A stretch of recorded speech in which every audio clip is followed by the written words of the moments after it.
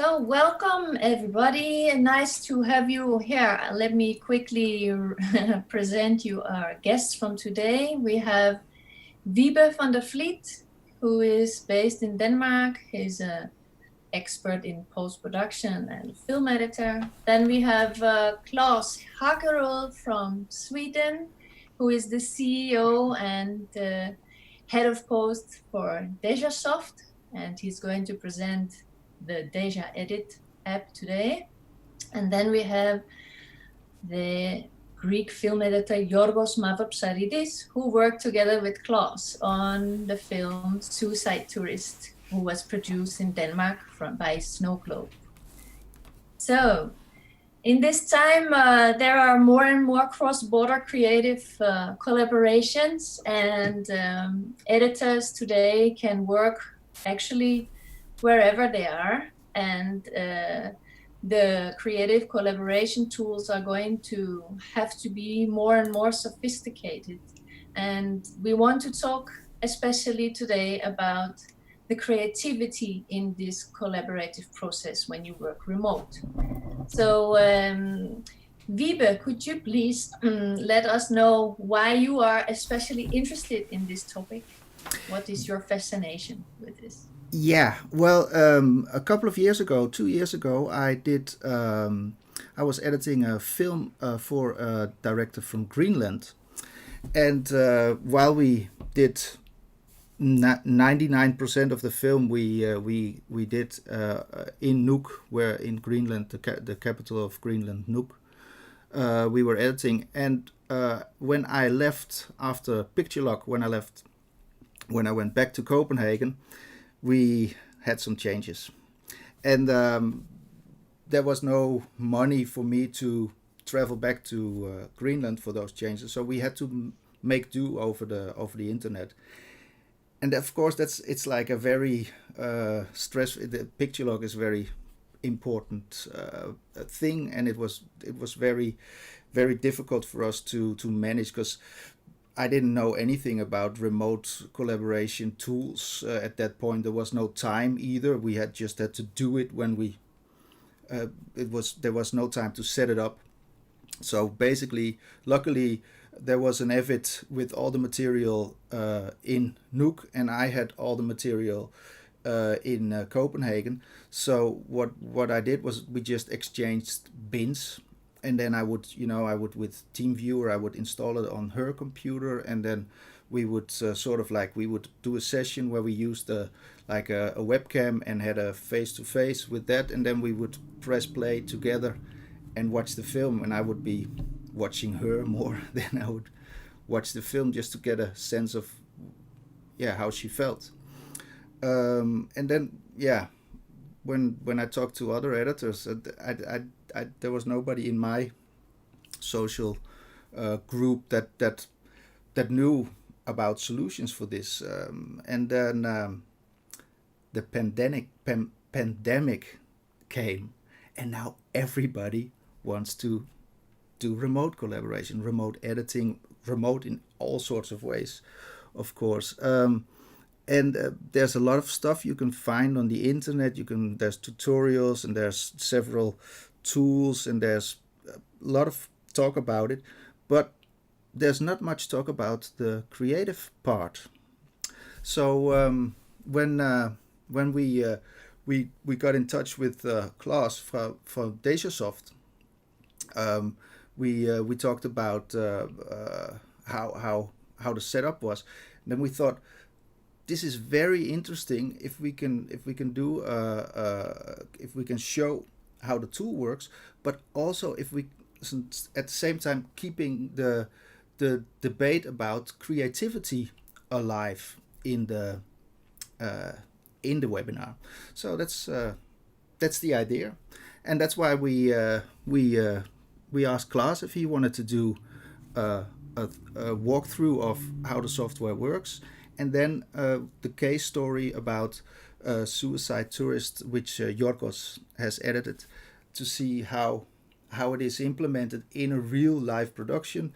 And then we're going to ask Yorgos about how to work creatively with the tool. So that's actually the idea. So, Clas, can I give it to you? Yeah, absolutely. Thank you. Thank you for inviting me. Can I just say something for everybody who is following this? You can ask questions in the live chat, and when Clas is finished with his presentation, we can touch upon some questions when there are some. Thank you. Yep, great. Thank you. Thank you for inviting me to this webinar, because we've been working with this software for a while, and we think it's important to be able to be collaborating over the border and over Europe and over the world, because we probably is going to see more and more the way of not traveling and so on, and also be able to not fly so much, try to get down the distance, and with the pandemic we have, it even increases that interest. So I will actually share my screen here, because I'm going to do a short keynote, and then we're going to actually see an Avid on my screen here that I'm going to show you how it's set up and how it works, and from there I can get questions as well. And I will try to not be so technical, but we need to be a little bit technical to understand how the system works. Normally you get it quite fast when you start working with it, but let me share the screen here. It's always with the demagogues, you don't know what's gonna happen, but hopefully it's gonna go. So there you go, there you have the screen, and I will start my keynote first. So the tool, it's called Deja Edit. And what a traditional shoot looks like, it's actually you have it on set, you have a DIT, you have moved the files over to an assistant, or if the DIT sits inside the post house, you do the offline files. If you have a server there, that's fine. But otherwise, you have to start moving all the files around to the editors. As well, if you're using like an FTP server or a different server, it's the same story, but even more moving of the files. And that's where we started. So Deja Edit is actually automated file management, and it moves all the MXF files that you have on your computer, all the media files. It also do it as in a way that all users actually receives all media. It doesn't matter if someone imports anything, it will also be shared. So a little bit like a Dropbox, you can say. Users can share bins, timelines, and everything you can actually create inside an Avid bin, you will be able to share. That means grading, not VFX, but VFX mock-up, graphics, all kind of stuff. It takes approximately 3 minutes to install and set up, and then you're on the go. So it's quite easy. It works everywhere in the world, as long as you have internet. But if you don't have internet, you can still work offline using the material you already got. So it actually downloads all the material to your drive. And we implemented a lot of security there for be able to work with the big houses as well. One feature or TV series that we did a long way back was actually shot in Lithuania. It moved the files from a 4G modem up to the server and down to the editor that was sitting in Stockholm, and even the assistants sitting there, and they were collaborating over the borders, and everything was moved automatically, and they can just share on the inside of the Avid everything. And we also had an assistant working from Gotham, helping out with some more things that the editor needed during a period. So Deja Edit directly integrated in Media Composer. It automatically backs up the entire project to the cloud, so you have a secureness of your project. You can be up to 20 editors, 1 DIT, 4 assistants, 3 VFX companies or VFX licenses, and 1 Avid Nexus, which means that you can actually collaborate quite a lot over the borders. This is the recent project that we have done, and you can see that Suicide Tourist is one of them. So that's just short of what Deja Edit is. Let's go into actually the interesting part That is actually what's actually happening inside the Avid. An Avid, this is just a standalone version of the Avid. You don't have to have the ultimate version. It's the standalone and the standard version. You have this little eye here that is actually the program that you install. You then go into the preferences. You get the registering key that includes all the information that you need, servers, who you are, validate, how long the license is valid, and so on and so on. So you don't have to manually create anything that could be wrong. You connect an Avid project that you have started on your computer. We recommend that you do it on the external drive, which means that you can actually bring the drive with you and you have both media and the project with you. And then you browse to the drive that you are using like this and just click OK. Those three things you have to do, and then you are good to go. That's the only thing you need to actually use as a setup to be able to start. So that's with that tool. So let's check into the Avid. What happens in the Avid?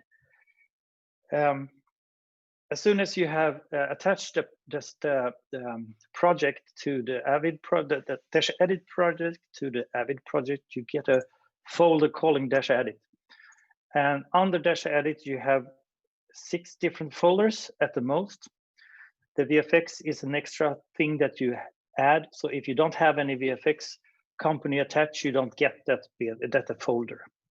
But I will go through them one by one.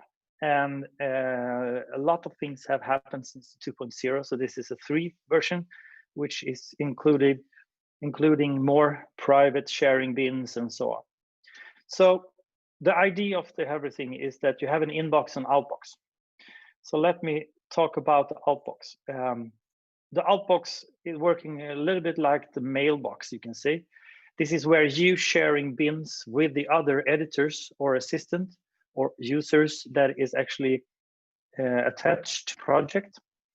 And as you can see, you have one called Share to All. This is where you put your bins if you want to share them to all of the editors, or you can decide to just share them with one of the editor or assistant. And we have one editor calling Tor, and the other one is Odin, looking like this. So this is how you share the bins. You can also implement folders on the folders here. So it's versatile. You can move things around. My outbox will become an inbox on the other side, on the other editors' systems. So here I have editor number 1, Tor, and editor number 2, Odin. That means that if I open Tor here, I know that he has edited something for me to add as an assistant, because what I'm showing you right now is an assistance license. And if I open this bin, you will see that this bin is locked and the inbox will be locked. All the bins in the inbox will be locked at all time. This is because you can work offline. So we need to lock them so nobody else can override the sequence there. So I open it and here is the sequence. And I'm just going to short look at it. And it's like, it's viewable, it's readable. So that's no problem, but I can't save anything in it. So I will do as an assistant here. I will actually open this. I prep this bin here that is empty. I will actually do a copy of that sequence, drag it into my bin that is not locked. I close this one. I open this sequence. So this is now my sequence. It's a copy of it, which means that I just do version 5 and call it the class fix. I do it like this. I even then import some stuff because I'm gonna add a title to it. So I import it to the system. The files get into the drive. I look at it. All right, this is the thing I want to implement here. I just put it down. You're gonna see my bad skills editing. Was a time when I did it more faster, like this, and I have it put it in there. And I just do a small end of it. So that's that. I'm done with it. Now I'm going to share this back to the editor too, because he wanted me to implement those kind of stuff.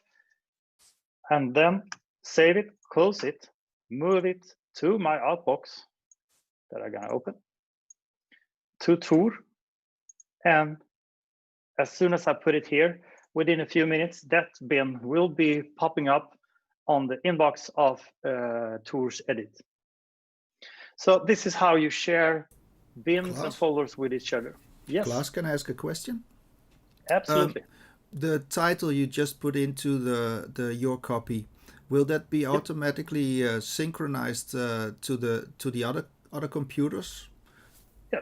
Yes, it will be, because I imported it to the drive, the VD Assist, which every 10 minutes it checks for new media and it moves to the server and down to all the other users attached to the project. And you can see up in the eye here, you can actually go to the eye and make a force media sync. Force media sync is actually where you actually force it to check if there are new media on the server or if you have new media on your drive, if you want to do that faster than within 10 minutes. So if I press this one, it's just a small drive, it's going to turn red and it's going to go away again. So as soon as it's red, it's actually transferring. So now it's transferred to the server. So that is totally automatically every 10 minutes. You can force it as I did. So this is actually the bin. And if I now share this bin, because it's in the outbox, it's shared. So say that I am actually adding a lot of sequences in here and saving it and close it again. That update that I did will be updated on Tor's on my inbox on Tor's computer, which means that you are always controlling your outbox, what you are sharing. So that's actually the basics of it. I know that as an assistant, sometimes you want to have a bin that is not locked. You want to share a bin that is unlocked, that the editor can directly use an edit in. And that's the assistant have the option to do that. And they share it in a different folder called assistant. And you can share those files or bins here. So then the editor can just drag that bin directly out to their project somewhere in the local project as they have. Well, and you can't, in the inbox, you can't actually drag those bins out to your somewhere on your workspace. If I try to do it, it's going to say access denied. So it's actually locked in that way too. So you can't destroy that kind of flow. So that's the inbox, outbox. Sourcebox is own. Sorry. Yeah. So yeah, what happens when you drag the bin from the assistant to your own? Does it disappear from the assistant's outbox or? Yeah, the assistant. How you share? I can show you quick. I just make a test like this. What actually happens here? I just make something in it, and how you share an assistant bin. Say that I will share this bin with to Tor only. I see that that one we actually gonna just take away this test bin, and how an assistant share it, because he can only or she can only share it once. All the bins in this assistant folder you can share with just going up to the eye, and this is an option that only the Avid the assistant have. You send assistant bins. What's actually going to do is going to say, did you save it? Have you closed it? And have you saved everything that's containing that bin? Yes, I have. Then it's actually sent. And as you see it, it goes away. So it's not there anymore. It's gone. But as an assistant, you want to know, what have I sent? Then you could actually go into the project. And this is, here's the project. And you see the Deja edit, the assistant. And you shared it to Tor. Here are actually the bins that you have shared with the assistant, with Tor. So this is the bin that you shared. Say that you did something wrong, you want to redo it, you can double click it because it's a zip. You get it again, you go into the project and you open it and it's there again. So this is a way for you to, well, I have sent it. So you know if you have sent it or not. And these bins under the assistant will only be shared once because they will be writable on the other side, which means that the editor can start working directly in it and you don't want to overwrite that one. So that's how we solve that when sending those kind of bins. And we did it in that way to just secure that we can't overwrite anything. We can't destroy anyone else, because that's going to be crazy in the end if you start to do that. I know that if some people are trying to use Dropbox for it, and it ends up in a crazy way and things all over and duplicated files and so on. So that's that one. The source folder works in a way that the DIT or the media management has control of it. There is the person who actually moves all the media and the metadata into the system. Those bins underneath the source folder is also locked, which means you can't destroy anything in them. So if I just, delete them, they're gone. If I close it, it's not going to be saved. And if I reopen it again, they're back again. And also a good thing to know about the system is, here is a shot. Actually, what I'm going to do is delete the media of it. I'm going to delete it from the drive. All right, I delete it, goes offline. But that was a mistake, right? I can go up and do a force media sync. What's going to happen is the system checks it, and it takes care that, okay, we are missing one file. The file is coming down again to you, and it's there again. So yeah, there's there again. So it controls all the files that are actually in the project and checking, so you have all the files. If you, by mistake, delete it, you get it back. This will also be, if the hard drive crashes, you can actually just put a new drive in there, attach it, start to download all the media, and within the download speed you have on the internet, you will get all the media again. So that's a secureness that you can actually get everything back, as well as in the eye you have the project. You can also force it to for a project backup.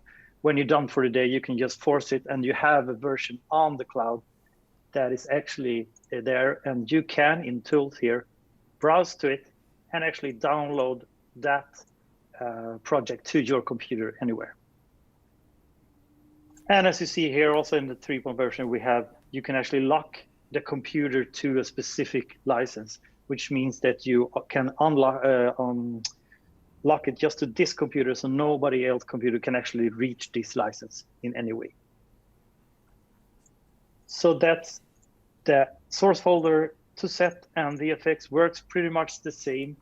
To set is actually, if you have a DIT on set, you can send an edit of a rough edit to the director that are actually still shooting, and they can go up to the DIT station and say, there's an edit for me. They can open it in the Avid on the DIT station, watch the scene and say, well, it's fairly good. It's good. We can wrap for today, and we can send home the actor that actually did the scene early that morning, and you are good with that one. So you can actually get this kind of fast collaboration even out to set if you want to, without exporting to MP4 and so on, and send it through Frame.io and down again, and those kind of worlds. To VFX is works the same as to set approximately, but you can actually share an edit with a VFX house or a VFX supervisor that could, if they work in Avid, do mockups inside the Avid, send that back to the editor or the assistant, so they can actually get the mockups directly inside the Avid. You can also, if the VFX house have all the original shooting material on their side, you can actually let them do the pulls, which is so much faster. Instead of getting an assistant, and the assistant export all the AFs and everything that need to be created into, and the in team on the VFX house import everything, checks it, is it okay? Well, we need another plate, and so on and so on. But they can do it by themselves. They can even search in the source folder for alternative takes, plates that can be missing, plates that can be useful for them, instead of creating their own things. So it's a much faster way to get it from the editing side to the VFX house and back to the editing side.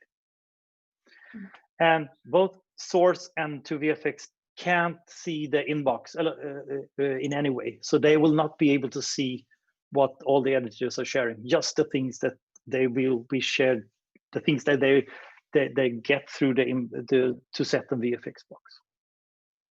Can I ask So a that's question, Clas? Yes, go ahead. I was wondering if this can also be used for collaborating with the sound. Interesting. It's actually secret, but no, yeah, we are actually in the process of being able to collaborate with sound.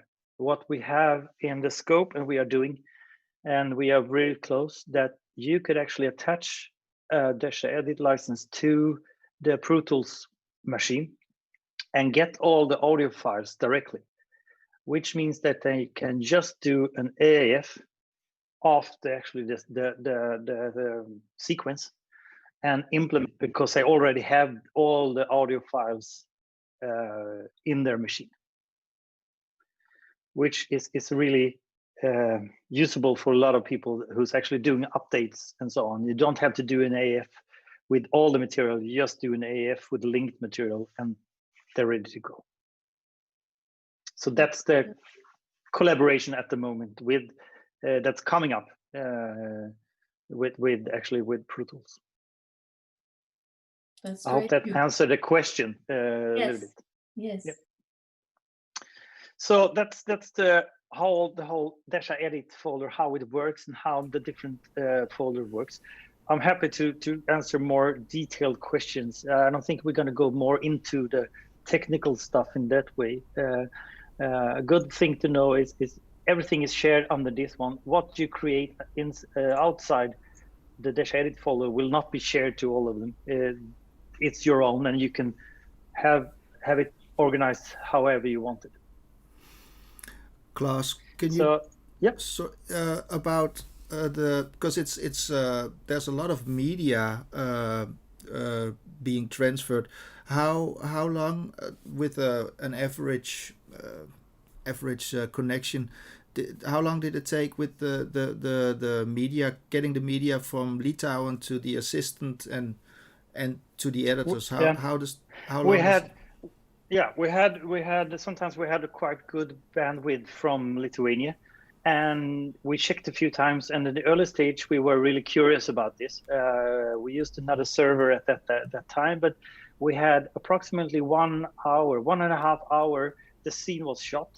It was actually in the editing suite in Stockholm. Everything was. You have all the metadata inside of there, scene take slate, all the comments, everything was in the editing suite 1.5 hour after actually the scene was shot in Lithuania. Wow. And we are talking offline files at this point. So we are talking the NX36, so proxy files. But 1.5 hour, I can say that if you have a gigabit and you're sitting on a gigabit up and down, you download approximately 30 gigs in 8 to 10 minutes. So it actually eats up the whole bandwidth of the connection you have. So the download is really, really fast. Wow. So a day's shooting 40 gigs, approximately around 10 minutes. That's great. So it's fast. Yep. We haven't got any questions yet in the chat room. So I would like to ask to the people watching. I can see there's a lot of people in the watching the stream. So please, if you have some questions, please shoot, because now is the time. Back to you, Clas. Yeah. So this is the whole setup, and it's 4 minutes, and you can also take the drive, go somewhere else, edit without the system. If you have just an Avid, continue editing, coming back to where you have actually the Deja edit installed, put the drive in, and everything starts to flow. So all the things that you have changed, all the things that you have imported will be shared. So it's a way of collaborating, and you can move around with the drive. And we recommend and we prompt that you actually encrypt the drive when you start a project, just to be able to secure if you lose it or if something happens with it when you're moving around. So that's secure, and we are really into taking that even further, the security, because that's really crucial with this system. So yeah, we also what can I more talk about it? I don't do this kind of demo so fast, so But maybe I missed out something. Maybe Clas, maybe let's have a look at a scene from Suicide Tourist, and then you can afterwards you could maybe explain the specifics of Suicide Tourist, and then we give it to Giusy and Yorgos after that. Should we do that? You can talk about Deja viewer as well, Clas. Which is useful as well for sharing. Sorry. You can talk about Deja viewer as well if you want. Yeah, we can talk about it. We can. Yeah, it's another tool that we're having that is actually a viewer like Frame.io and those kind of systems that are out there. It's very simple. Deja viewer is a very simple software that we did.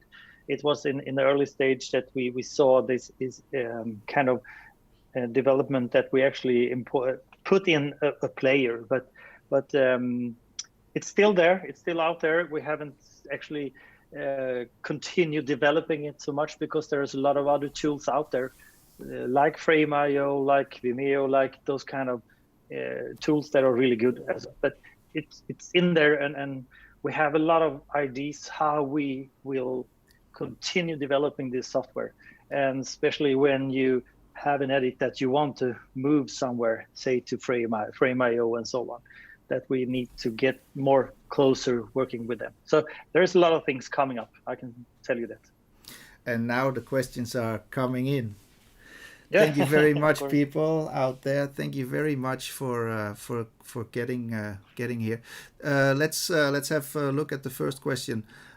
Clas, there is a question here about the license.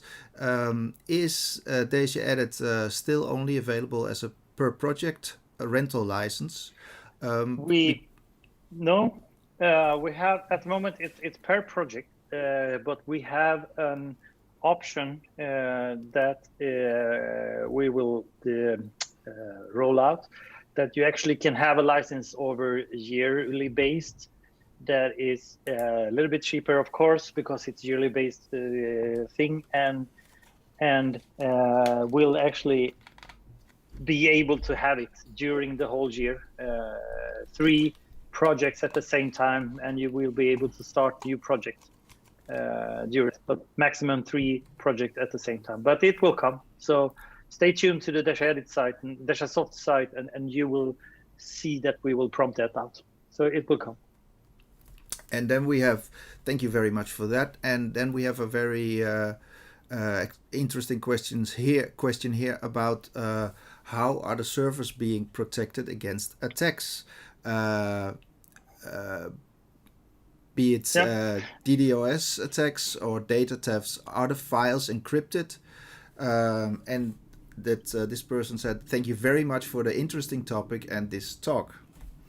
Yeah, great. Thank you. All the streams are HTTPS streams to the computers, to the drives. We are using Wasabi servers at the moment. Wasabi server, Amazon, and Backblaze. Those one are the approved servers that you use. But we also, in the 3.0 version, you can actually start your own Wasabi, Amazon, or Backblaze server, which means that you can have control of the content. You can have your own password protected media server, so to say. So that is protected, and that's on the S3 server side using Amazon and the other Amazon, Wasabi, and S3 servers. So we're not hosting those servers ourselves. So the S3 environment that does that, and that's all been on Amazon's protection on them. All right. Yeah. And another question here is, how fast should our internet be to be able to sync every 10 minutes all media? So what's the minimum? Well, it's like you can have it. The minimum, what I think it's around, but it also depends. But 10 megabits, it's a fairly way to work with. Under that will be issues, because if you upload and download a lot of media, it will take time. So that's where I think the base starts of it. But we have used it on a 1 megabit or 800 kilobit, I think it was. It worked, but it took time. So it's somewhere around 10 megabit, because then you can download a day shoot, say that it's 30 gigs, 35 during a night, if you want to. So, but you could use it with 4 or 5. It just takes a little bit longer. When you're in the shooting period, of course, it's going to take more time. But when you're editing and sending those kind of short VFX, short video files, audio files, music, and so on, it goes quicker. So then you could work with less bandwidth, I think. Great. Another question here is this solution available worldwide? I work in Mexico City and I'll be sharing with people in the USA. Is this possible? Yeah, you can share it with anyone in the world. So it's totally all over. You can have one editor in China and one in US and one in Paris. So that's totally works. Great. Well, that's it for the questions for now. I think we should have a look at one of the scene of suicide tourist, and then we'll get back to you after that with a more specific setup about that. Nu tror jeg, du er i stand til.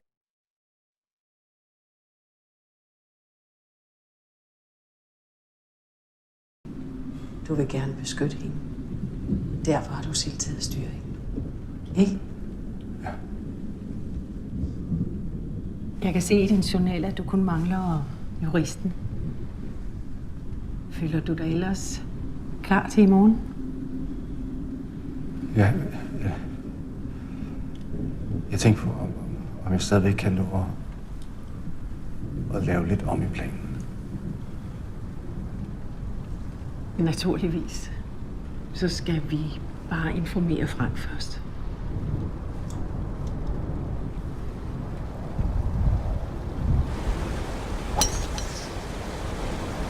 Max! Come on down!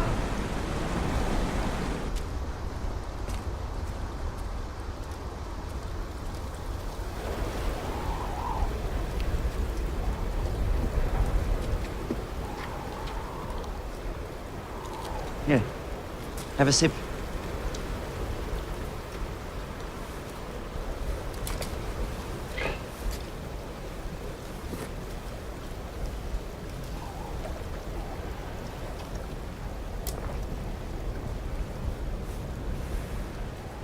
It's good.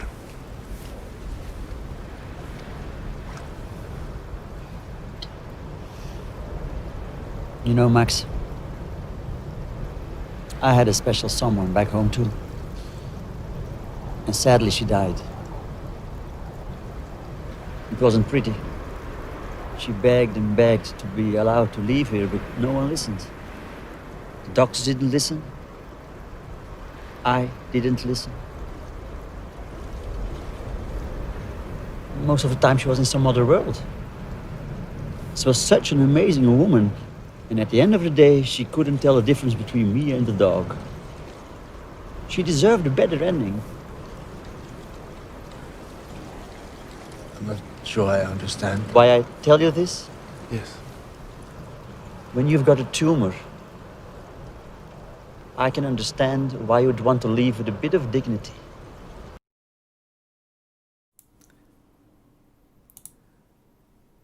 And we're back. It's back to Great. you, Clas. Yes. Yeah, great. So we saw a scene out of Suicide Tourist here. Actually, this scene was shot in Norway, and it's beautiful surroundings up there. It's amazing. I was there during this shoot a few days, and it's like, go there if you haven't been there. I can say that because it's amazing, especially in the fall. But back to the film that we did, and this Suicide Tourist was a little bit because a struggle because it was supposed to be actually almost all over Europe. So the shooting took place in 4 different countries. It was Denmark, Norway, Sweden, and Germany. We had a DIT on set using Deja and a 4G modem for uploading the DNX files, the proxy files, to the server, and they were downloaded as soon as they come up to the cloud down to Yorgos editing station in Greece. And during this project and during this editing, Yorgos also was nominated for best editing in the film The Favorite for an Oscar.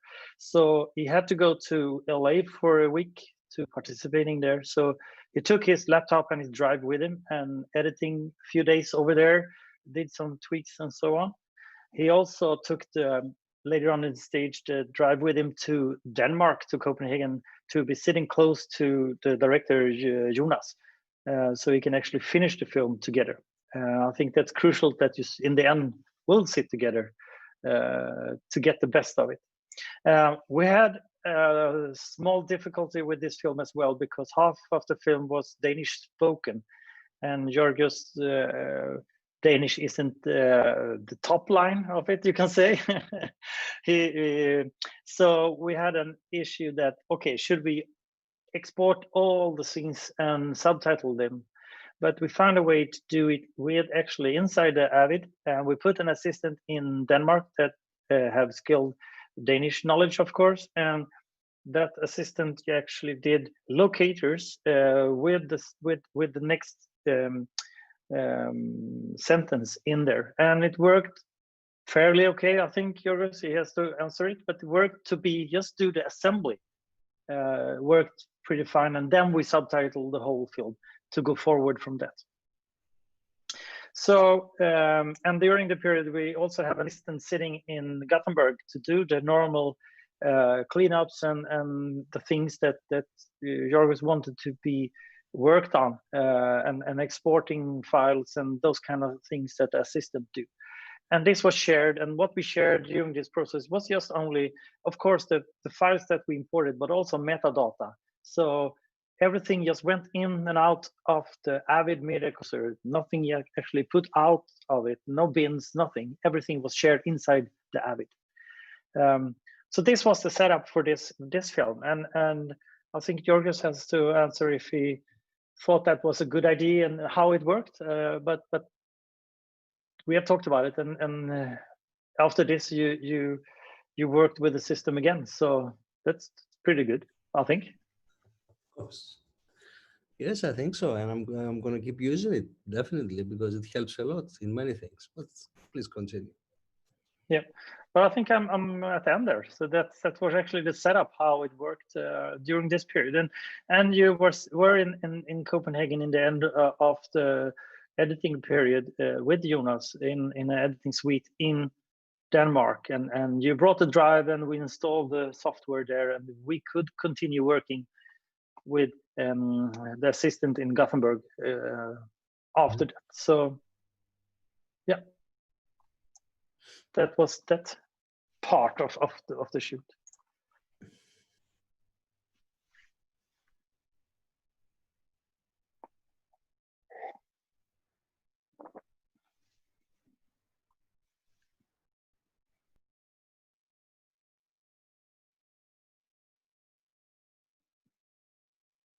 Yeah, so Yorgos, I wanted to ask you, how did you start using this Deja edit in the editing process for this film? Maybe we can just stick with this film, but you're actually working on another film right now as well. Does it have any differences from a normal workflow?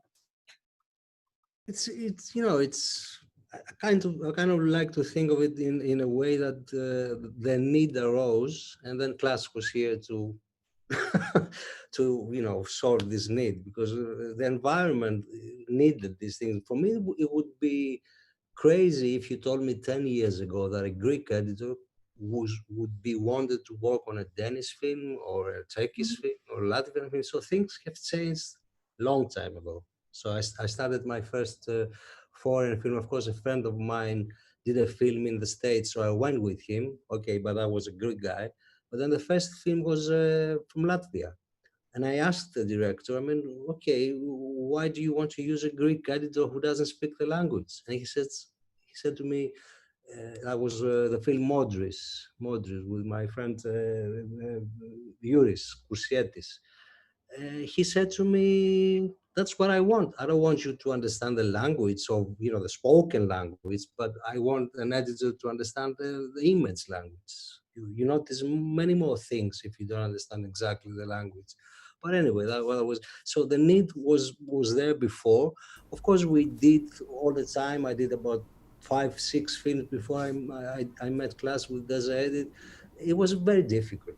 You had to bring the driver. If the drive came from the stage, you had to go to the customs, and then was a lot of procedure. And then when they need to upload, and also, okay, let's say that in the assembly process, you can solve that somehow.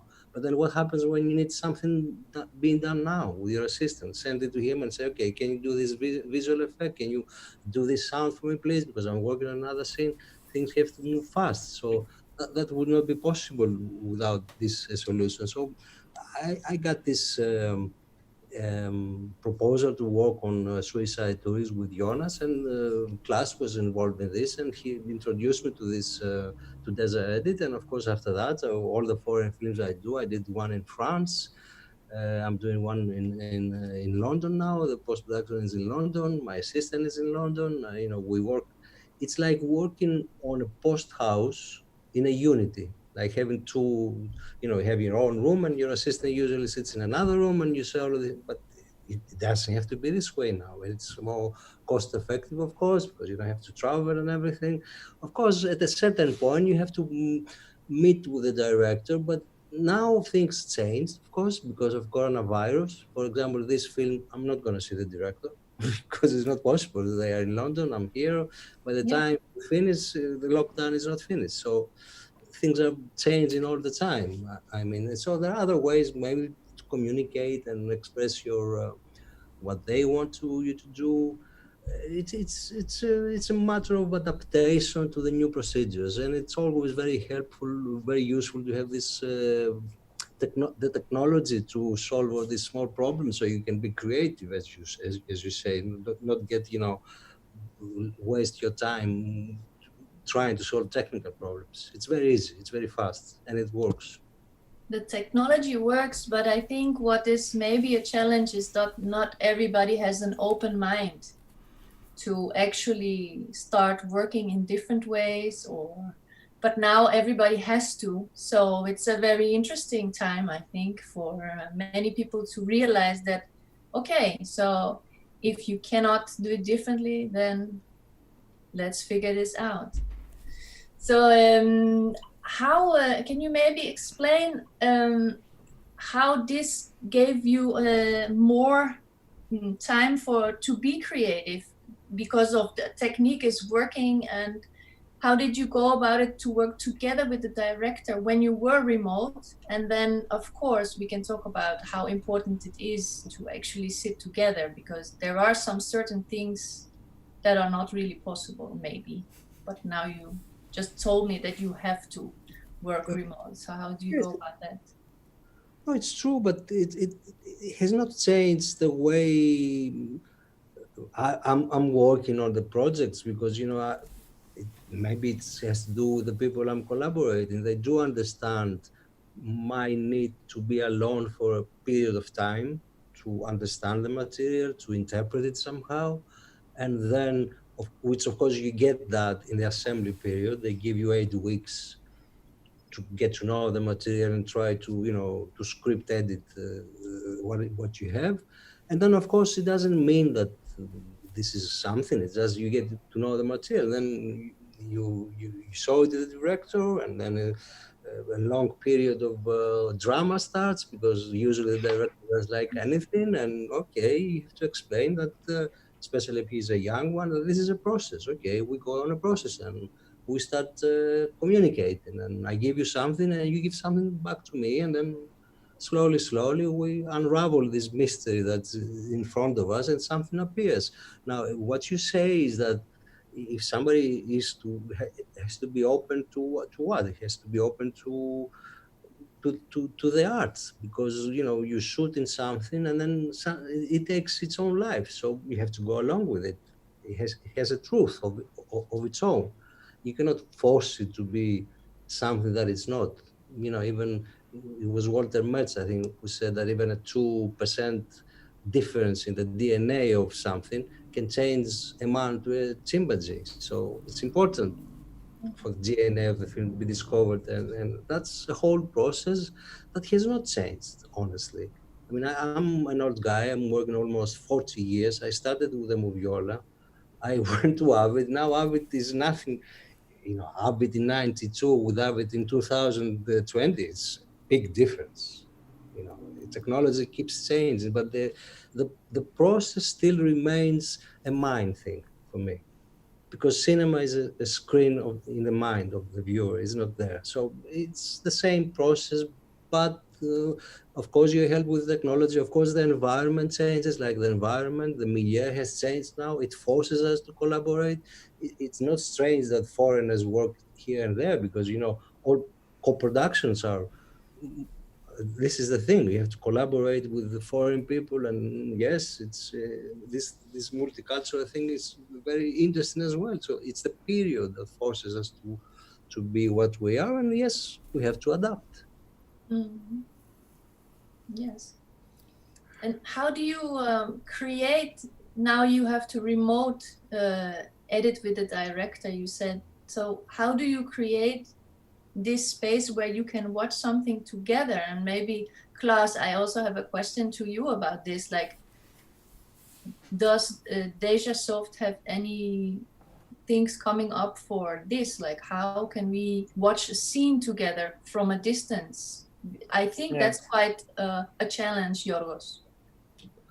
Yes, I mean, I haven't tried that. I mean, I usually send the scenes, or the assistant exports them, and then I take the notes. It's like, having a viewing with the director in the post production, and then while you're watching, you take notes, and then he gives you some notes, and you come back and redo it again. To actually work together. No, I mean, I did a short film now in Athens with Lanthimos. Okay, he's not he doesn't mind working from a distance, but at a certain point, yes, we had to go and try, okay, let's see what are the options here. So we had to be together somehow. So at a certain point, you have to be together, or you have to explain to the director, okay, this is the sort, or this is the other sort. So yes, it would be very useful to have this screen sharing as well, in a fast way. Of course, you can do it with a Zoom, but it's sometimes slow, and it depends on the internet as well. You can share your screen and discuss about it. It's not And also you cannot really feel, or you cannot hear the breathing of, when you are really together in the same room, you feel that it's right together, right? Yeah, this is what is lost in a sense, like the direct presence of two people in a room, because of their energy and their subconscious feelings. Of course, it creates a current, which can be positive, it can be negative as well. So, but let's say you have this positive energy. I don't know. I mean, I think you can have it also in a distance. I'm not sure. Maybe you can. I don't know. For the time, this is the first time film I'm doing with the director not being able to be here with me, or me be there with them. So for the time, it goes well. There is communication somehow. It, I don't know. It's such a difficult subject. You cannot say, okay, we communicate. It depends on the people, and it depends on the circumstances, and it depends on many things apart from technology. Yes, but with Lanthimos, of course, you have a very, very long relationship, so you know each other very, very well, right? That's the thing. But I think it's really challenging when you don't know each other. And Yeah, I mean, I don't know the directors of this film. I mean, I just met her online, so I'm telling you, for the time it's going well, and we communicate. And she gives me notes, and implement my own ideas in these notes. She sees them again. We follow the usual process till we examine all the options available to us. Can we? There's some people in the chat room also interesting in your relationship with Lanthimos, because you've been working for him a very long time. Has your collaboration has that changed over the years, and has that even beyond the new possibilities of remote collaboration? Could you tell us something about that?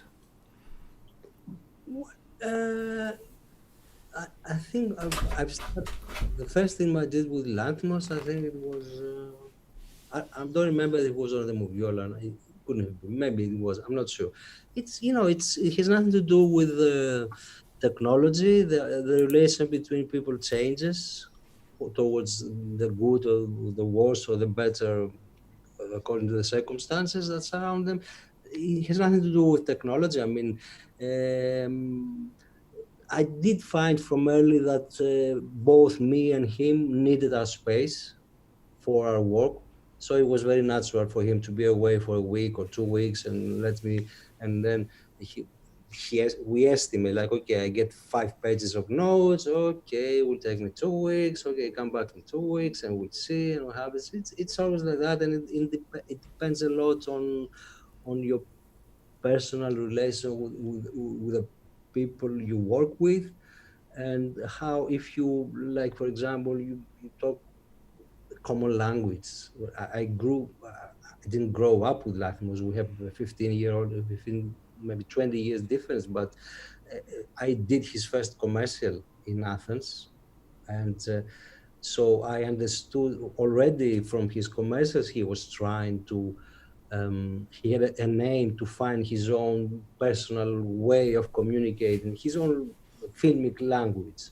So it was good for us to experiment on the commercials. It was good to try new things. And then when we did our first film, the main point, as you say, is communication. But there is even, on Kineta, our first film, we hardly ever even spoke with each other, so to explain things. It was just a matter of being together, watching the film, making some small comments. It's mainly what Giusy said before. It was mainly the energy that flows between two people and drives the project towards this or that direction, and how you contain it. But it's basically that I respect his language, he respects my work, my personal input, and he wants it as well. So it's a matter of personalities and circumstances, I guess. How do you think that the when you talk about the flow of energy between two people, that will be different, of course, when you're not in the same room, or do you have like a camera? Do you have like viewings together remotely, or how do you do that? It's not like that. I think I have to watch my energy. Usually I'm an editor. When somebody says to me something, I have a negative reaction immediately. No, I've learned over the years to let it stop. Don't talk about it, and later see it again and put my positive energy towards that. And yes, I find a way there to communicate, because you have to. Of course, we know that the whole thing comes from the creative mind of the director.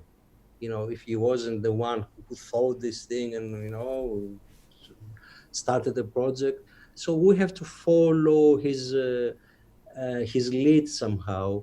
But in that sense, also, he has to trust us in the sense that the creative process is not so conscious in our minds.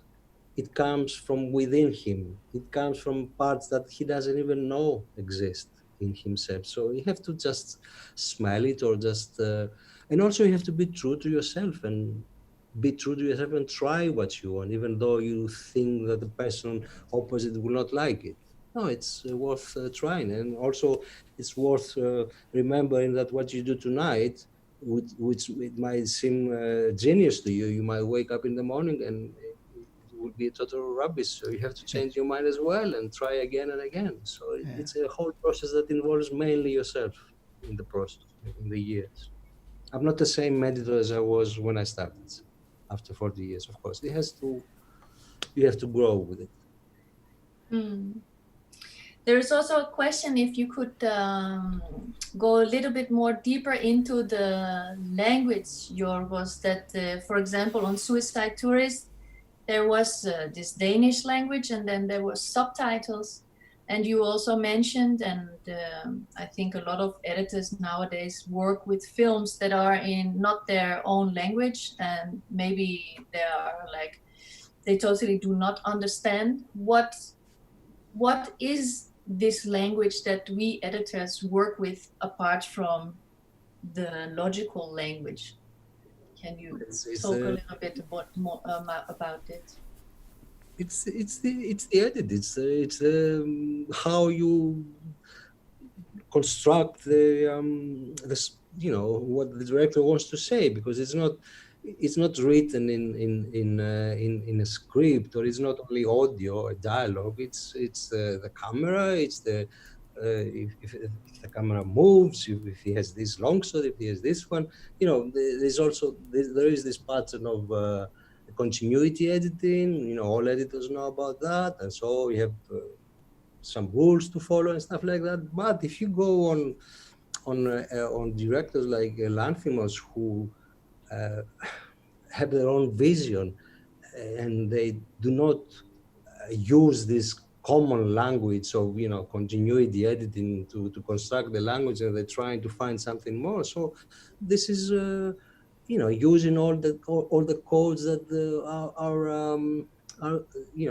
art gives us. Like, for example, you have 5 channels of communication. You have the picture. How is the picture? How is the shot of the ropes? Is it shot directly? Is it shot overhead, over top, or is it dark, the shot? Many choices for the director. And then it's the sound, like the dialogue, it's one part. Then it's the sound track, it's the music, the titles that you can use, how you combine them. It's the motifs that you create from mirroring situations from the beginning to the end. All these things we tend to learn in our film schools and apply later in our profession. So that's the language. It's an optic acoustic language, right? Film. Yeah, and then there is also, of course, the whole collaboration, which is on a higher level that maybe don't want to get too spiritual, but there is this chemistry between the people that are making the film. It's not only the editor and the director. There has been people choosing the colors, choosing all the fabrics. There has been so many details that are all thought about, and the actors have their own input. And then comes, of course, the collaboration with the sound department and the music, which are also a part of your process again. And I think a lot of these elements, you can do a lot of it remote if we are talking about creative remote collaboration, but a lot of it you need to also be together, talk together, experience other things than the footage together, just to be able to understand the editor's vision or the... Of course, it's not only between you and all this. At a certain point, you have to do some screen test, because okay, you are in a special world, but then you have to test it. And then yes, in the screenings, there's a lot of energy. You can understand if what you did is working, is communicating. You can understand if your thoughts about how you we're talking about the flow of information. Okay, I want to give this information now, or did they get this information when I want them to get it? Do they understand? Because it's a whole play. It's not only what's happening on on the editing table. It's what's you imagine will happen on the fourth dimension of the film, which is the projection. What happens, because the film is played on time. It's not a static thing. So you have to, if you experience it on time, yes, it's a different procedure. And this is one of my usual methods, as a matter of fact. I usually like, quite often, not every day, but quite often, I want to go from the beginning before I go to the special scene, in which I'm now in the minute 70. Yes, I want to experience this process up to the 70 minutes, and then it's a different thing how you edit after you watch, because it's a time process. You have to go with time, and it's like music. It's like writing the pentagram, but then you have to listen to it, because your thoughts maybe are good on the technical level on the table, but then maybe when you present it, it's not, the harmonies are not correct. So time elements and projections are very useful also. So this is something you cannot avoid with long distance. Of course, we can share it on Vimeo, but it's not the same. It's different when you are in a room and you watch something with some people. You get the energy that you expect to get, or you don't get it. You can find it very easily in a group of people. Yeah, and of course, when you edit for cinema, you have to actually really experience all the details and the timing in cinema on the big screen to be able to know. Yes. Do you have some, you talked about that's one of your methods. Do you have some other methods or rituals when you're editing, when you, for example, start a film? No, not really. I mean, it's, I follow the procedure in the sense that I usually like to have a plan in mind before I start editing, and but sometimes it doesn't come, and then you start working. You start from bottom up, putting things, and then something might happen. You might be lucky. I trust my luck. I don't trust myself a lot, because many times I thought, okay, this is great, this is the greatest cut, and then I see it next day and it doesn't work.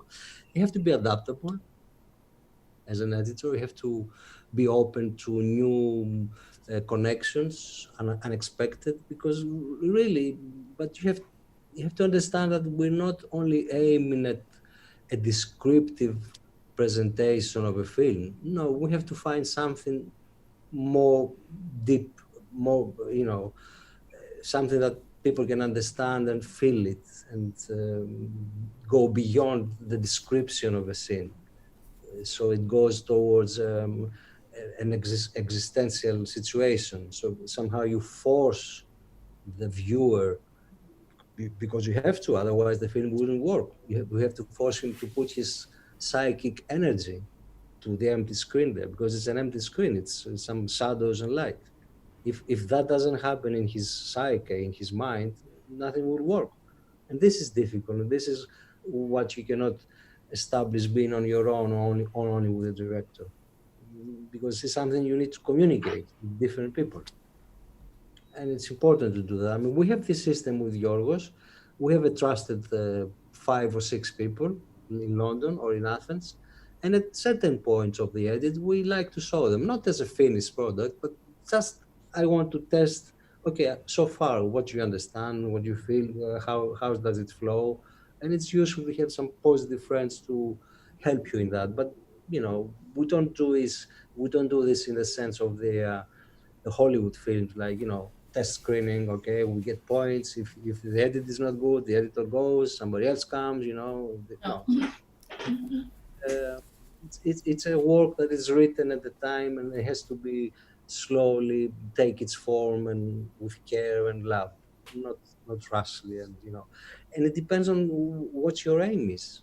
Of course, the Americans do it, or the Hollywood does it, because they want a lot of viewers. Definitely, yes. I mean, yes, it's good, but if you want to risk, you have to take your risks. We're only interested in how we feel the flow of the film is understood and communicated at the time. We're not interested if it's good, if the people feel it's good or it's not good. No, we're interested to know if they are with the film during this 1.5 hour, what moment they are they together? Are they lost somehow? Do they feel anything? Okay, they might feel upset, but yes, maybe we want them to feel upset. It's not that we want, it depends on what you want your viewer to feel, like, to have an entertainment or something different than a simple entertainment. You know the word in Greek, psychagogia, which can be interpreted as entertainment, but psychagogia means the education of the soul, psyche, psychagogia. So it's different procedure and it's different aim. Yes. You invited me actually to the 2A screening for Suicide Tourist. Mm-hmm. And I wanted to ask you, so that was not finished. And do you remember after that, how did you go and work with the director after that screening? Did you get some interesting points for feedback, and how did you then finish the film? Yeah, it's always, I'm the one that doesn't want to finish easily, because Clas knows I always want to try new things. Sometimes it's extreme, but yes, I want to be sure before I finish the edit of the film that all the options are tested.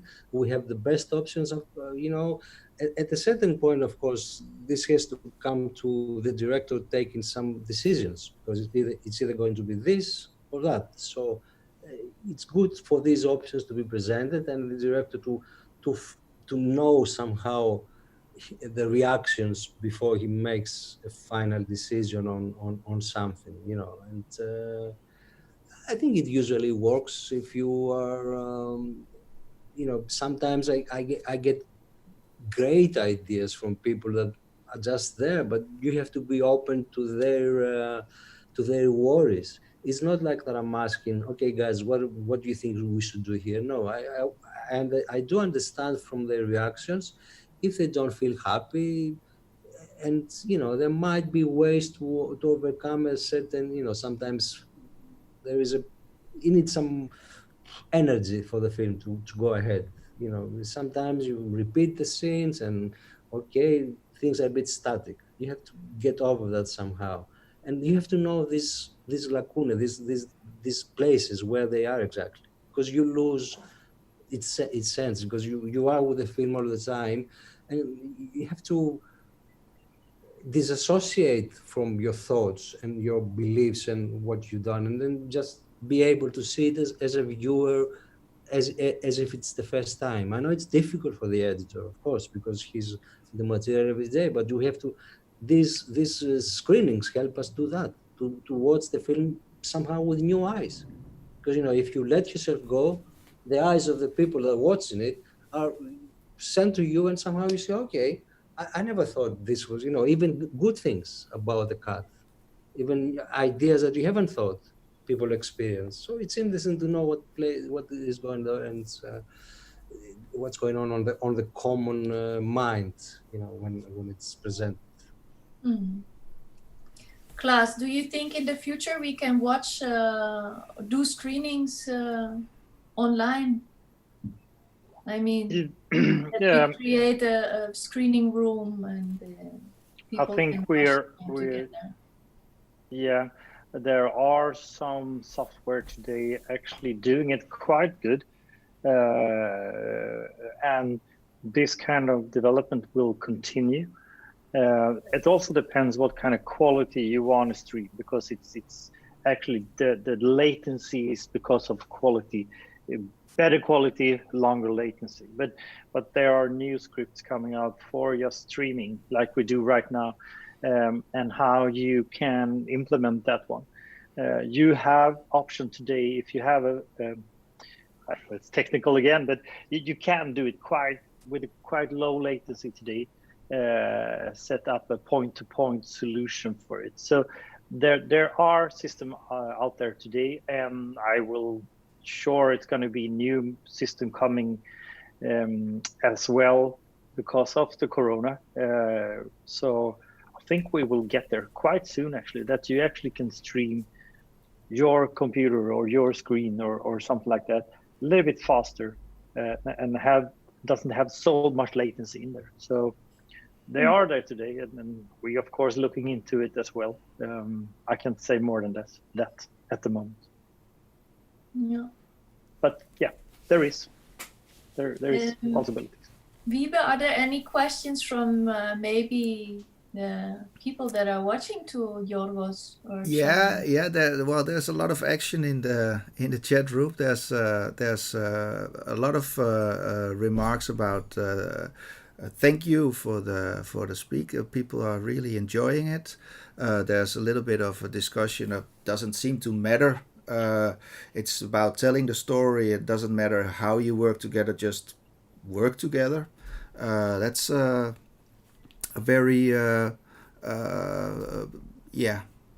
big thing. I think that's a really good remark. And then there is a bonus question. We have like. There's one person is asking to what extent are storyboards used before shooting, and to what extent do they or the script play a role in the editing process? So I thought that could be a nice question for Yorgos to answer if he works with storyboards and how much he uses the script when he's editing a film.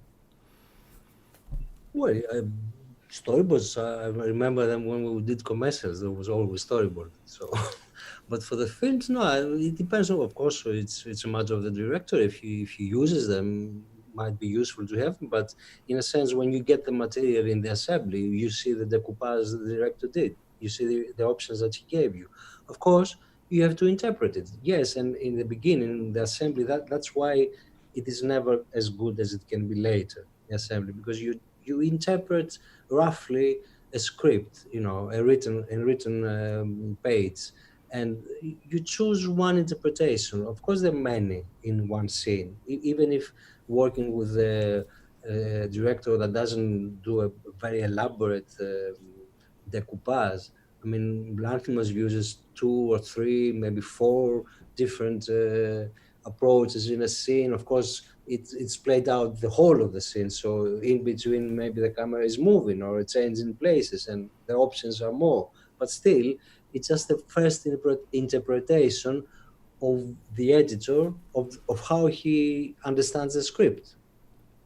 But then things, as Giusy mentioned before, that it's not a paper only the script. We have to you start watching the performances. You have to see with the director the nuances of the performance, the mood you want to implement on scene, and then of course you in the assembly it's awful because it's scene after scene, but then the scenes are not in order, they're not sequences, so you cannot know exactly how you edit it, so you don't give so much attention. You have to wait till the whole film is on the line, and then you start seeing the problems. Usually, it's what you do is you solve problems. The actors are there, they've done everything they can, but it's your decision which part of the acting to get, and then of course you're responsible for their good or bad acting, because everything is there. I mean, it's many options, and it's just that it changes all the time. I always see the film as a living process up to the end, and it changes all the time. All these tens of options that are there, you imagine if you go from here, you go to there, and then if you change one shot, everything else will change.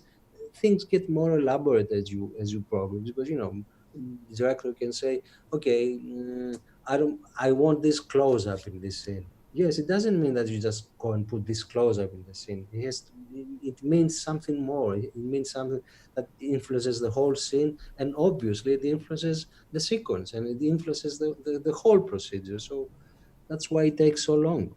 And then the sound comes, and the music comes and gives a different interpretation.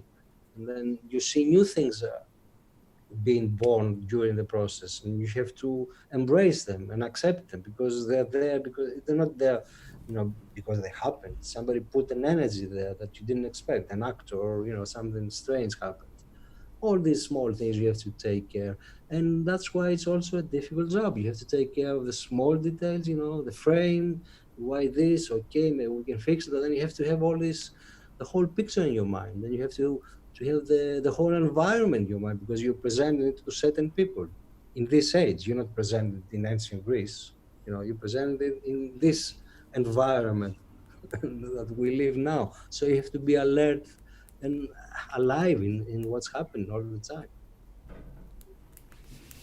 Yeah, that's it's exactly that's the whole idea of yeah, seeing what happens, because you're building something, of course, and with every new block or every new shot or every new scene, some reaction starts, and you have to react to that again. That's the whole magic of editing, of course.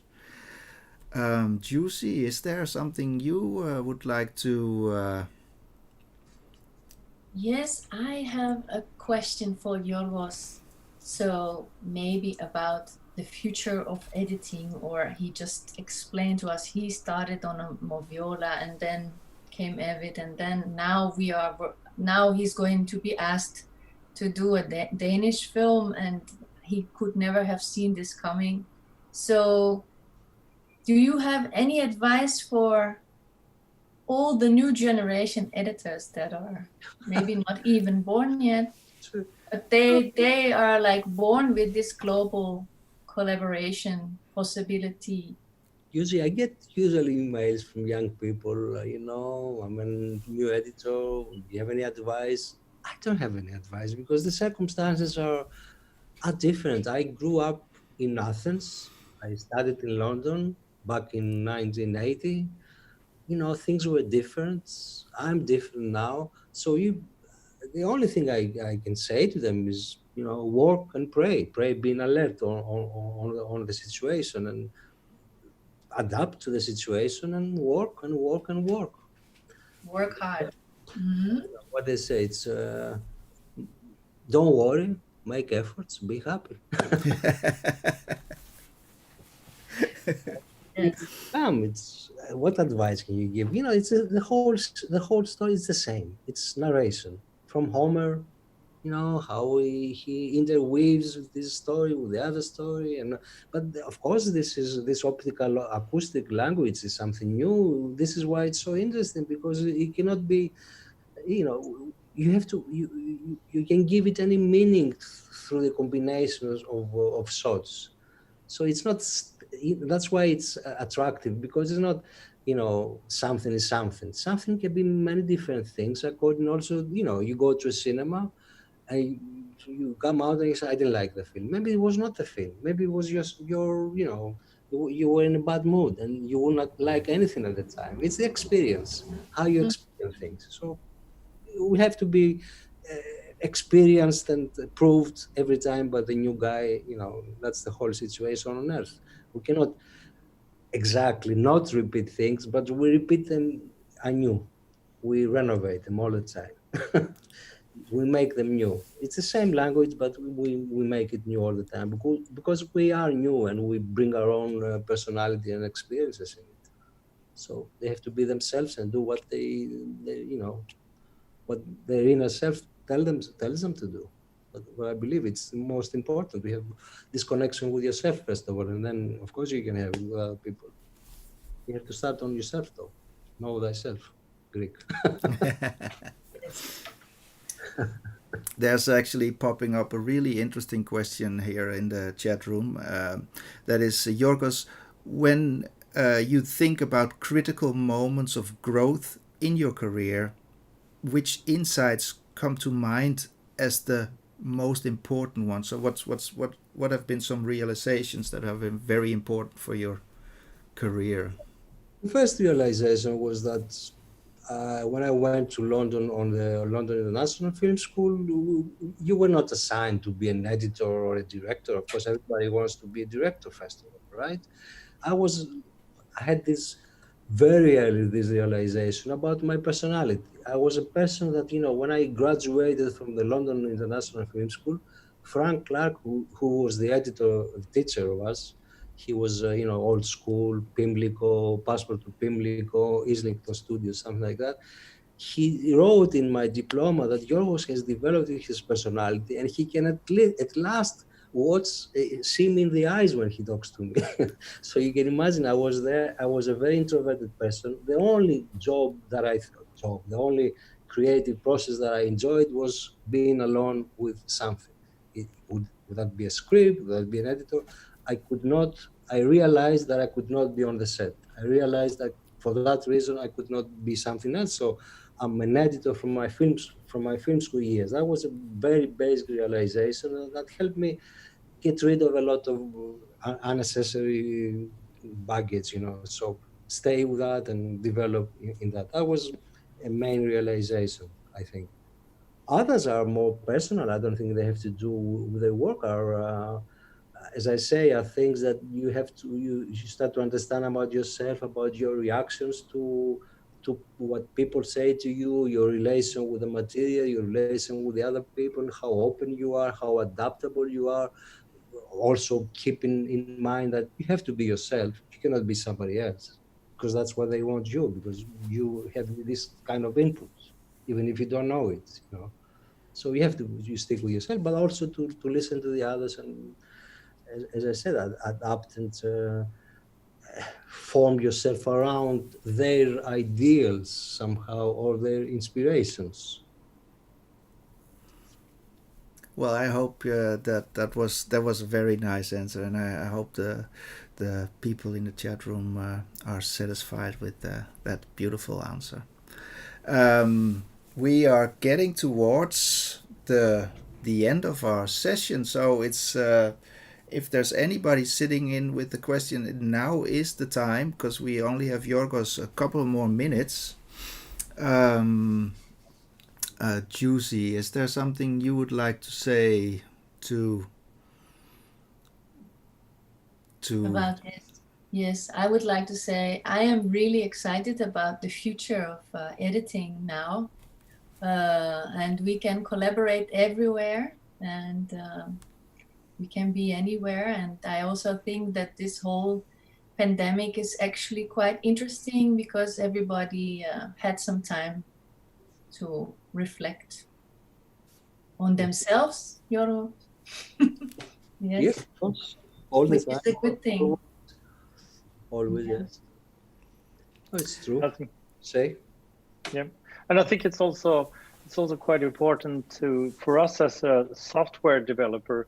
We are coming from like 25 years in the post industry, so we're coming in with the idea of having helping the people that actually create something, and it's really important. Nice to hear Yorgos talk about the thing that we would like to help the creative part of it, and then that's where we came in with this software, because we helped ourselves, of course, but we also would like to help the creative part. We would like to put more energy and also money actually into the creative part, instead of having it in expensive and a lot of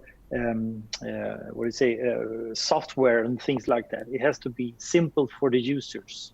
Mm-hmm. That's the part that is really really important for us, and I think we as developers need to have that in mind when we create new things, that it has to be easy for the users and help them create something in the future, because without your creation we are nothing. So we need to have that in mind. I think that's really important.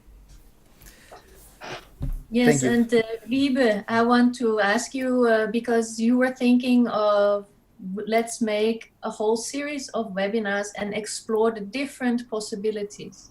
So maybe you can tell a little bit about the next one. Yeah, we when we started talking about this idea, suddenly I've been working for for 2 years I've been working remotely on and off with Greenland with different apps and different software and all kinds of situations. And now the Corona thing, it's just sort of, it explodes and we have a lot of possibilities. There is another beautiful story about the TV company Blue, which does the X Factor. It does a lot of TV programs. They had they were when the lockdown started, when everybody had to work from home, they only had like 1 day where they had to adjust their setup, and then they could have all the editors working from home. So we asked some people from Blue if they are interested in doing a similar setup like this, and then we can hear a little bit about how they work over there in a completely different situation than we just talked about here. So that's in the pipeline, and if you subscribe to Tempo's YouTube channel, you'll get a notice when the webinar is going to be up. And I'd like to thank all the people that have watched this. We have had a constant audience, and we had some great questions from people in the chat room. So it's very nice that we get some feedback and get some questions from you. Yeah, we're very happy that you are give us your time, and you helped us to make this a big success. That's actually what I have to say. I'm so very I can happy. say it's a wrap then. Thank you everybody for your time. Thank you. And very good evening. Yes. Yep, nice seeing you. Bye bye. Bye bye. Bye bye. Bye bye. Now I have to end stream. Yes.